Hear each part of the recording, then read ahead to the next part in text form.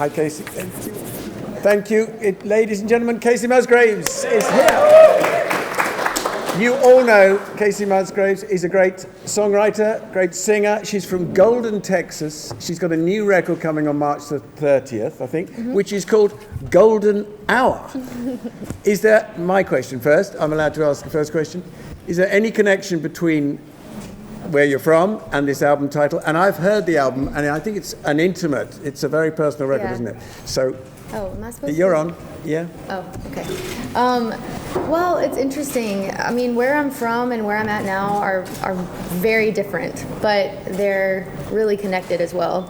So there's bits and pieces of familiarity all throughout this album, and yeah, my hometown is definitely a big influence. I mean, I love the name Golden, for that reason. But Golden Hour is also a representative title of this place that I feel like that I'm at in my life finally.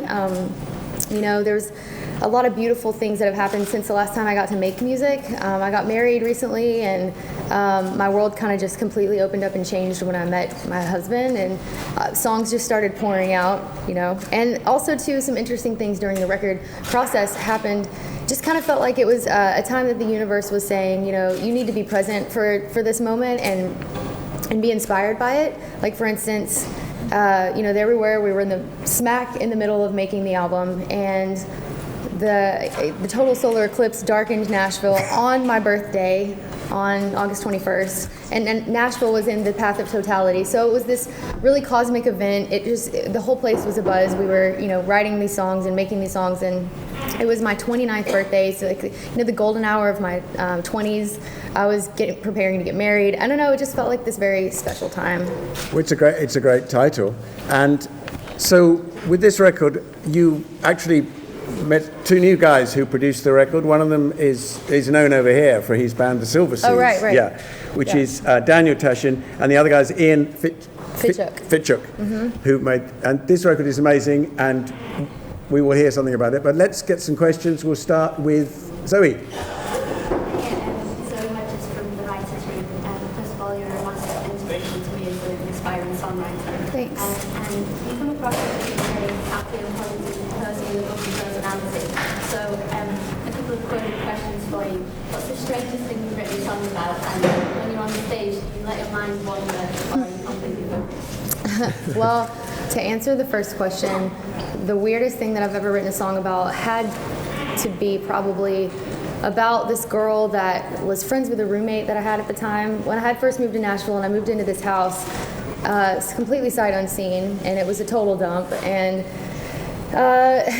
my roommate had come with me from Texas, and we were, having a great time. And then he fell into some bad company, and they would come over to the house a lot, and I would be gone playing shows. And I started noticing, we had another roommate too, and she, long story short, she called me and she said, "Hey, I'm missing a bunch of things. Like, I'm missing a bunch of my items.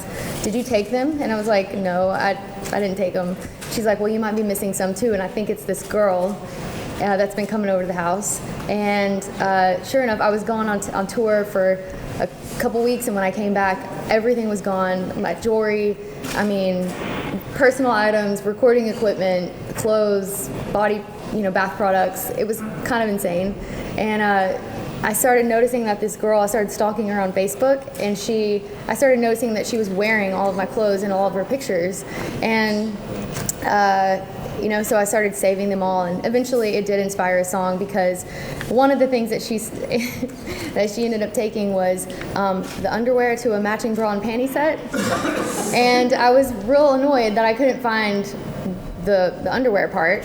And so I got on Facebook, and sure enough, she was daft enough to post a selfie showing the missing underwear, and that made it into a song. It's called Fivefinger Discount.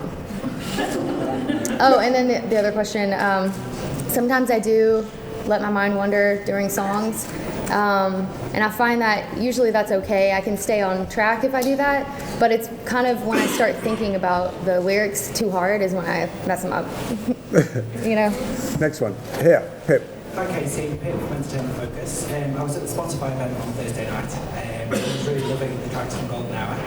They seem very reflective, quite optimistic, hopeful. There's a lot of love in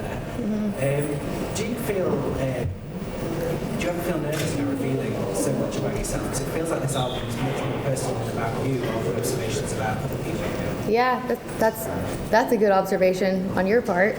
I feel like this album is definitely my most personal yet, my most introspective, and I was just really led to go in a different direction. I mean, I know that my songs prior to this have focused on wit and turn of phrase, and I love that kind of thing, and I'll never not love that thing, but I don't want to ever paint myself into any kind of a corner or become any kind of a parody of myself. I mean, there's a lot of facets to me and a lot of facets to the songwriting that I like, so I wanted to try to use a different songwriting muscle this time, which was learning how to leave a little bit more up to the listener and painting with some different colors, because not everything has to be wrapped up in a lyrical bow all the time. And I think that I did enough of that, and I can always come back to it, but this is just kind of a different side of me.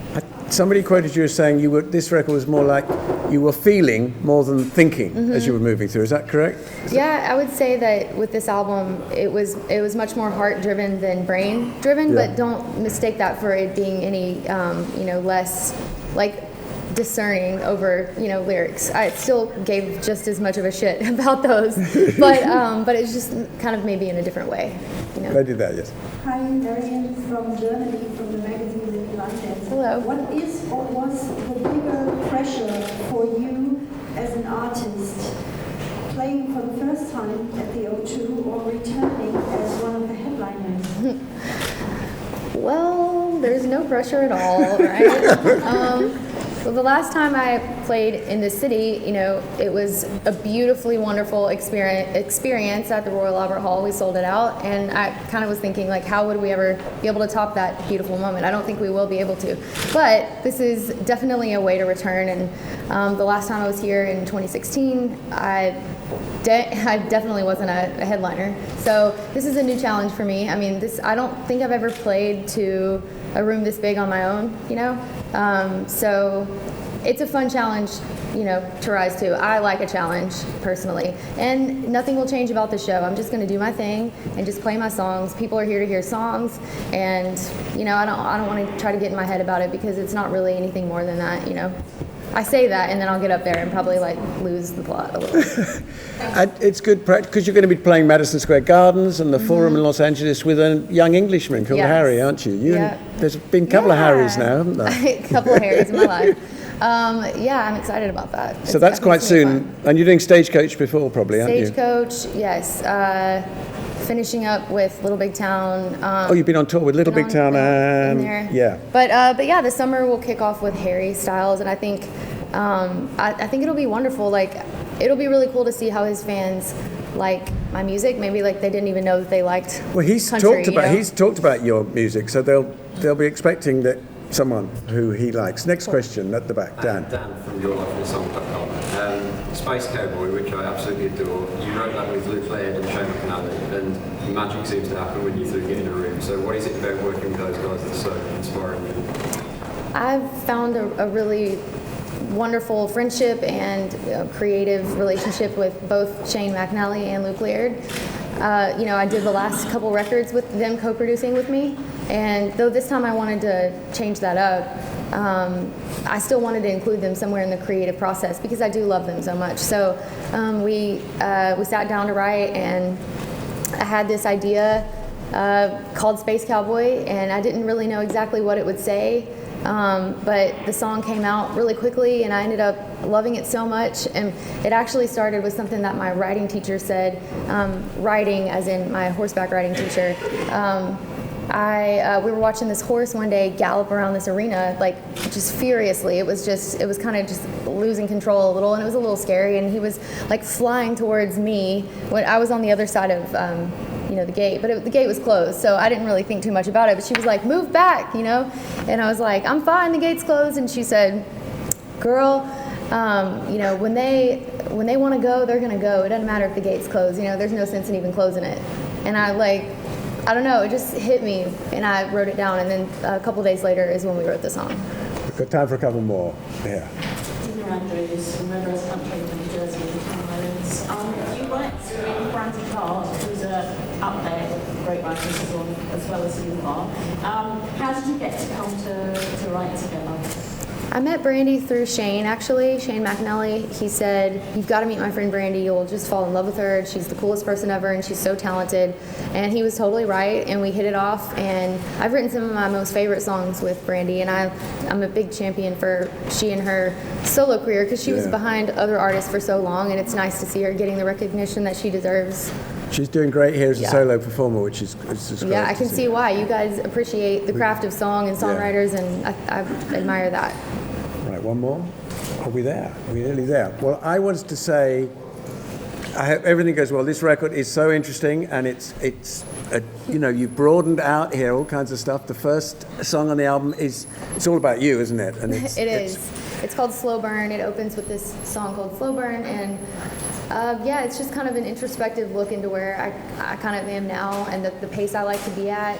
I love a slow burn, whether it applies to a drink or a career. I think it's smart. But that's coming. So March the 30th is the new album, Golden Hour, Space Cowboy, and Butterflies is the other track, which Bob Harris played the other night, and they're available now. So yes. Good luck with everything, and it's going to be a great show tonight. Thank you so guys. much for spending the time.